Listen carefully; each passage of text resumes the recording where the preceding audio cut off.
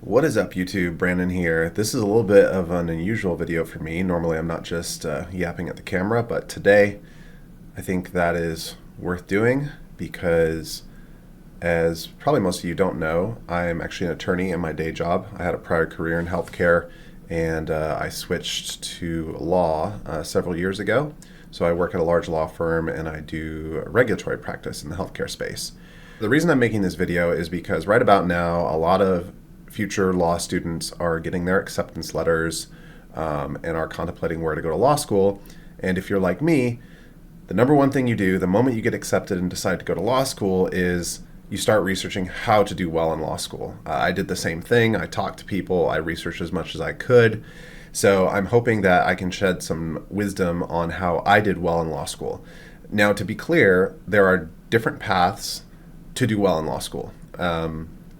One of my study partners, she did really well in law school and she had a totally different method from me. That's okay. I'm just going to lay out what I did and what I found helpful and take it or leave it. Before you start law school, there's really only one, maybe two tangible things you can do that are going to help you on law school exams. But before we get into that, let's just set the table a little bit. If you don't know anything about the law school hiring process, and I'm going to speak specifically about elite jobs. So I'm talking about big law or in some cases federal clerkships or government programs like DOJ honors, etc. If you want to be part of those programs, generally you need to do very well in your 1L year. So that's your first year in law school, because the hiring processes, particularly for big law, which is what I do, occur generally between your first and second year. So you finish your first year of law school, you get good grades, and then you apply for a bunch of big law firms. And back in when I did it, it was mostly through on-campus interviewing or OCI, but now there's a lot of applying before that even takes place. You just apply cold through the websites. That's what I did. And I got my job actually through one of those applications instead of through OCI. So your first year law school grades are critical if you want that path out of law school. That's not to say you can't later down the road, if you don't get that path out of law school, you can totally make it into big law. You can, get into elite government agencies. You can do clerkships. It's just the path is going to be harder if you don't do well in 1L. As a pre-law student, when you're waiting to go to law school, there's really only two things you can do that'll tangibly help you on law school exams in 1L. First, you need to get fast at typing. Almost all law school exams, especially the ones I took in 1L, all of them were typed with no word limit and in a very, very tight time window. So, the professor would give you 9 hours worth of material to analyze and they'd give you 3 hours to do it. So by doing this, it allows them to establish a hard curve, because in law school you're on a hard curve, and that's how they separate the wheat from the chaff for recruiting purposes. Everyone in your class is going to be smart. Everyone in your class is going to be hardworking. Everyone in your class is going to be qualified. So they really have to artificially make the exams difficult in order to kind of separate people. So if you can type faster than your classmates, and there's no penalty generally for regurgitating a bunch of words on the exam, you're going to have an advantage on your exams, because at least all my professors, they awarded points for good arguments, and if you didn't make good arguments, you just didn't get any points, but there was no penalty aside from the wasted time you used on the exam. So if you can type faster than your classmates, not only do you have the opportunity to potentially make more points, but you can also recover from mistakes faster. So get fast at typing. I did Type Racer, I did 10 Fast Fingers, I did another typing game, I don't remember what it was. By the time I got to law school, I was at, I think, about 110, 115 words per minute. And that was extremely valuable to me on exams. I know on one exam, I think the class average was like 3,500 words, and I had over 5,000 words. And I got a really high grade in that class. Okay, the next thing that might be helpful is to skim the book, getting to maybe. I don't think this is worth reading cover to cover, but if you don't have any idea what law school exams are like, highly recommend get it, skim it, borrow it, whatever. That way you just have a general idea of how the exams work. In a nutshell, law school exams generally just award points for you making arguments that make sense. And so you want to, if you're reading a law school exam, it will usually be like a story or a fact pattern. And you're going to go through there and you're going to try to identify all the issues that you see based on, what you know about the law. Like, hey, this person trespassed. Okay, let's talk about trespassing. This person was caught trespassing, blah, blah, blah, blah, blah. Okay, what is a secondary issue to trespassing? What were they harmed? Maybe they trespassed and then they were harmed while they were on the premises. Was there a duty? All these kind of like secondary things. So you want to identify the top issues and then identify the secondary issues and then just kind of work your way down until you run out of time. And the more issues you can identify and talk about, generally the more potential points you're going to be able to score. Okay, so you've gotten fast at typing, you've skimmed getting to maybe, you kind of have a general gist of what's going on. It's about to be week 1 of law school. What do? So you're going to hear the term outline thrown around quite a bit. An outline is just a giant consolidated note of your entire class. And it's basically a cheat sheet that you're creating for yourself that you can use on the exam. Every law school exam I took was open book or open note, and in a couple cases even open internet. It was just wild. But because of the time pressure, you're not going to have time to be digging into your book or really going through the internet trying to find the needle in the haystack you want to talk about. So during the semester, you basically create one giant consolidated note. I organized mine by kind of topic. So, for civil procedure, it'd be personal jurisdiction and then all the things we talk about in all the cases, or subject matter jurisdiction, and then it would be all the talk, down, or venue. So if I had an issue on an exam in civil procedure and I'm reading through the fact pattern and I see, oh, there's a personal jurisdiction question here, I'd be like, page 1 of my outline. Boom, boom, boom. I'm going to go through all these things on my outline. I'm going to talk about each one and kind of weigh the facts, and that'll help keep you focused.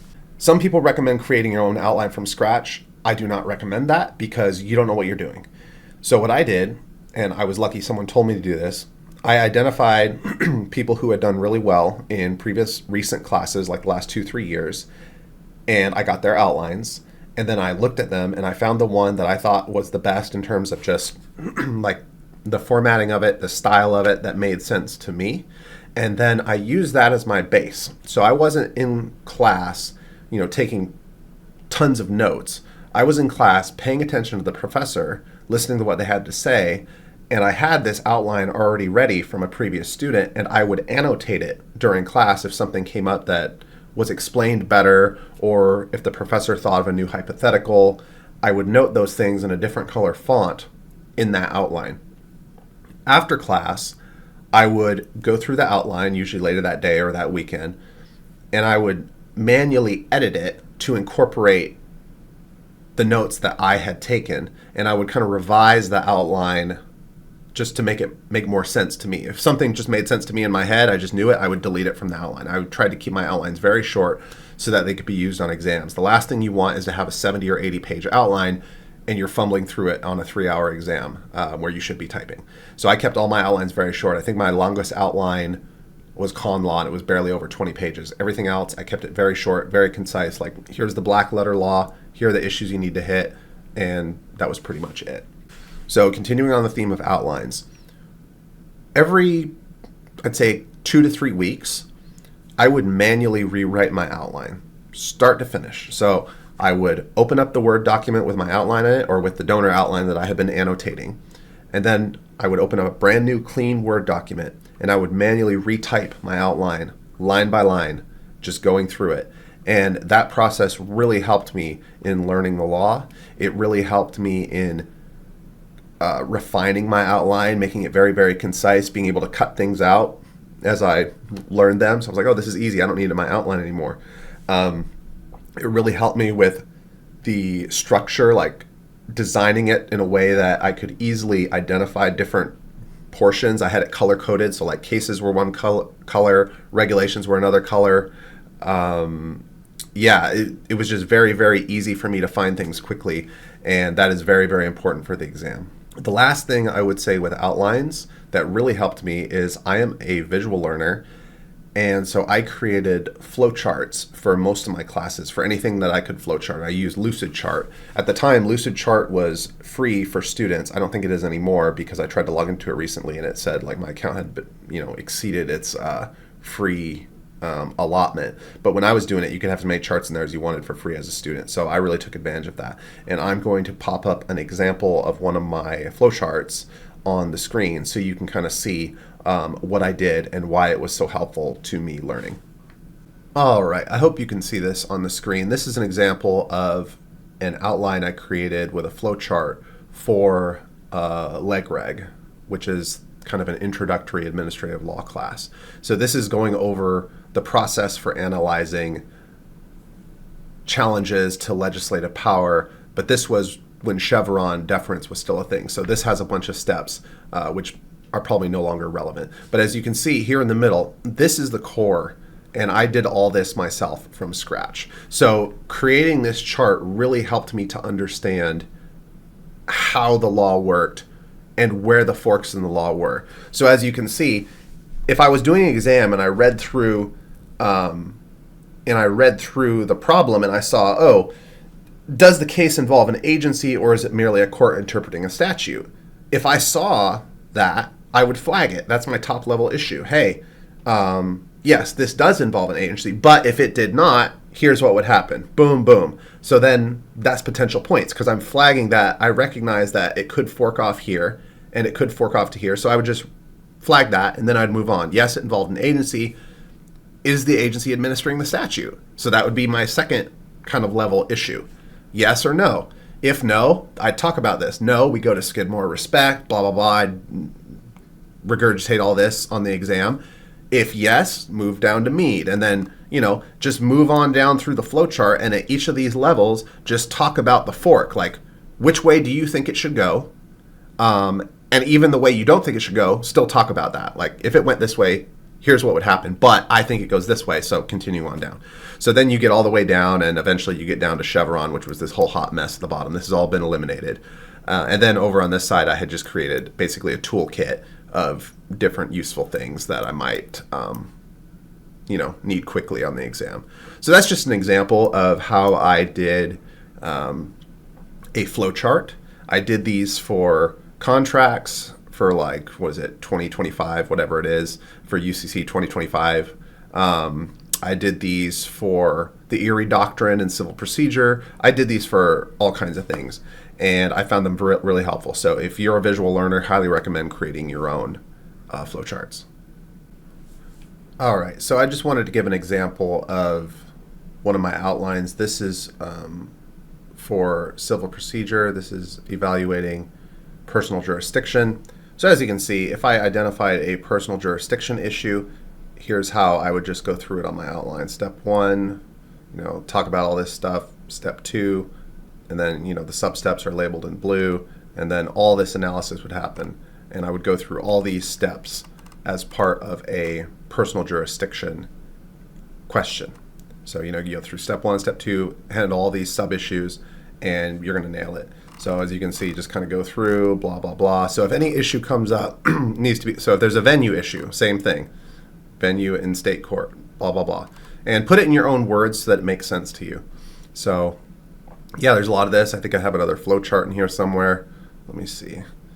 This was one of my early outlines, so it's not as refined as the later ones. Yeah, here's one. So yeah, this is for the Erie Doctrine, which a lot of people found difficult. I did not find it difficult, and I think that's because I created this flowchart. It seemed pretty simple to me. I got this in the exam. I literally just worked through each stage of this flowchart and evaluated every fork until I got to, in my exam, it ended here. You applied the statute because of the Rule of Decision Act. But I also said, if there wasn't a state statute, and then I used that to explore if there was a no here, and then I explored, if there was state common law, you'd go to Erie, and, if not, then the federal judge would guess what the state Supreme Court would do, blah, blah, blah, blah, blah. So even if the answers, even if you think this is the right answer, you just need to continue evaluating down your flowchart because there's potential for points there. So that's just a quick look at my outlines. Like I said, I tried to keep them short, generally under 20 pages, and I would rewrite these 3 to 4 times completely throughout the semester. So by the time I got to a final exam, I was ready to go. All right, one more final tip before we move on from outlining. This is going back to taking notes in class. If your professor talks about a hypothetical, be sure to write that down, because if your professor is throwing you hypotheticals in class, that's how they think of structuring questions. So hypotheticals may become verbatim exam questions, as they did with mine on several occasions, or variations of them will be exam questions.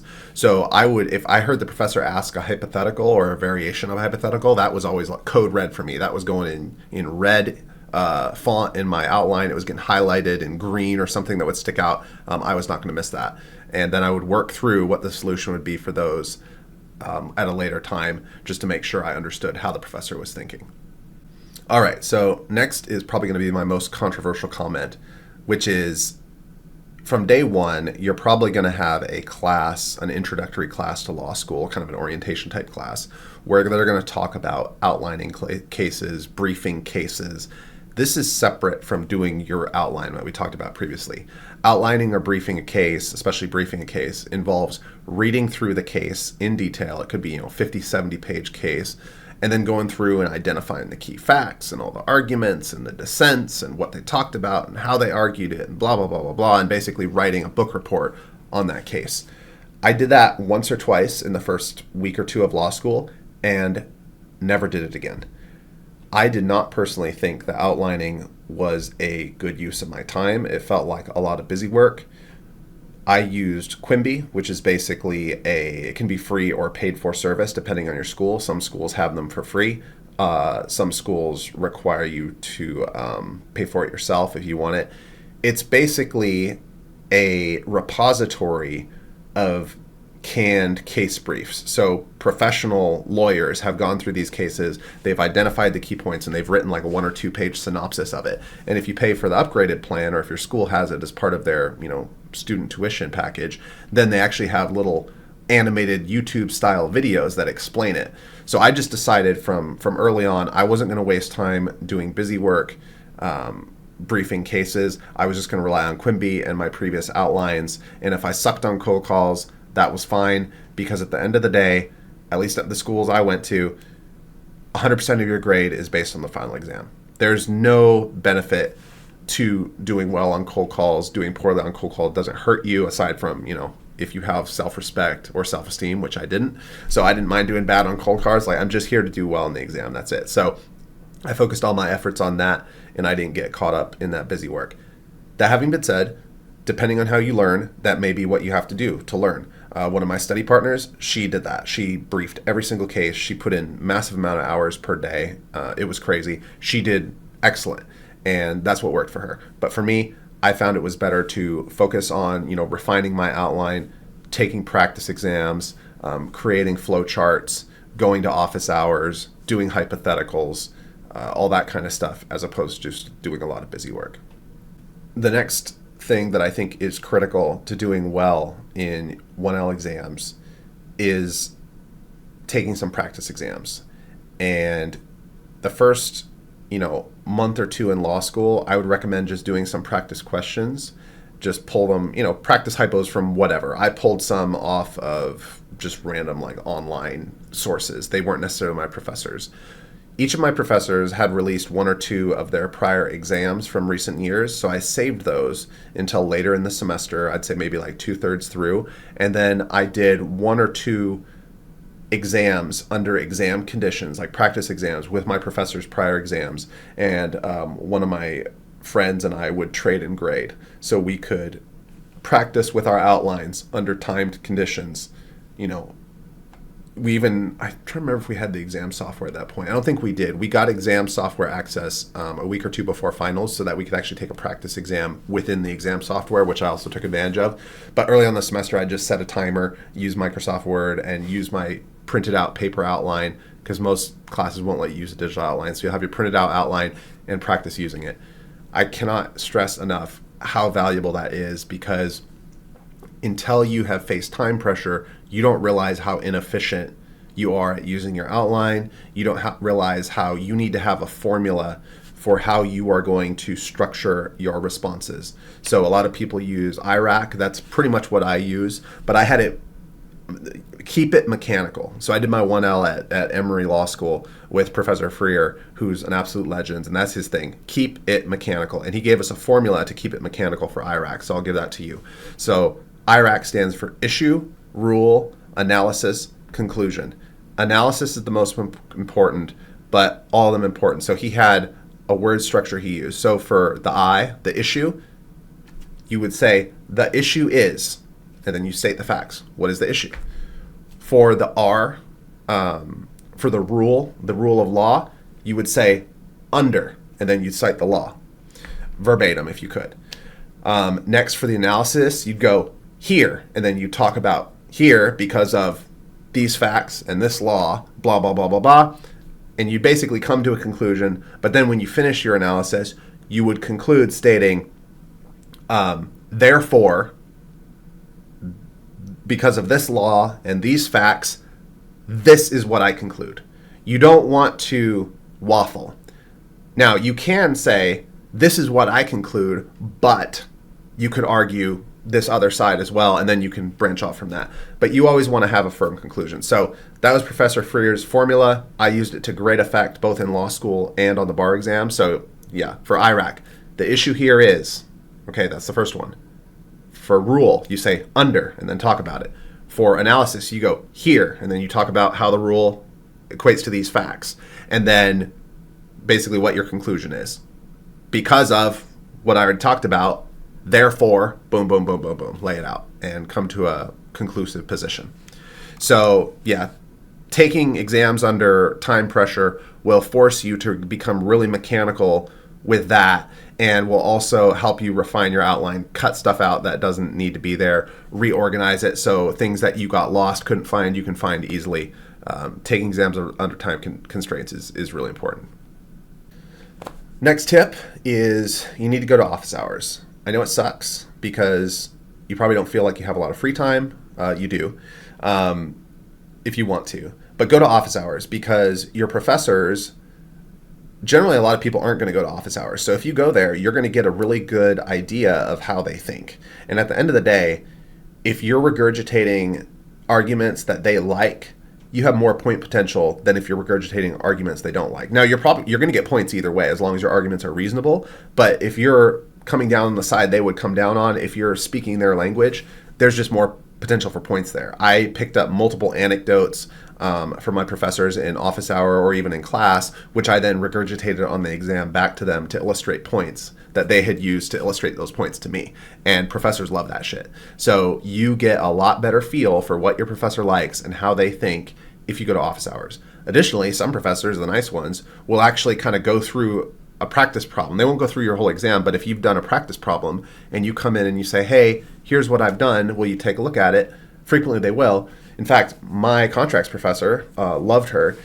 I created a flowchart to go over the UCC 2025, whatever that was. I don't remember now because I've never used it since. But I sent her my flowchart. I was like, hey, is this accurate? And she gave me some feedback. She's like, this one part is misplaced. You need to move this around. And I used that on the exam. So go to office hours, get to know your professors. In addition to that, most of your professors are really cool, really interesting people. At least that was the case with me.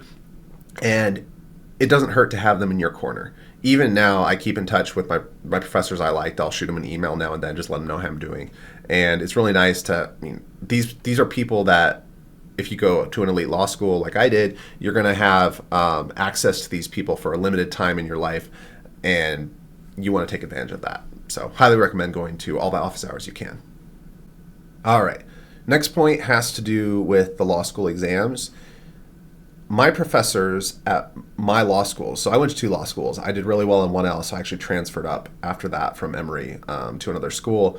But my professors at both schools rewarded breadth over depth. And I think I might have already mentioned this briefly earlier in the outlining section. But, for example, if there was 5 high-level issues on an exam, what will happen to some students is that they will identify the first issue, and then they will spend 50% of the exam time just, okay, issue number one, the top level issue is this, and then it has 2 forks, and then each of those has 2 more forks, and they would go down to like the 5th or 6th level, and suddenly an hour and a half has passed, and then they realize there's more top level issues that they haven't even addressed.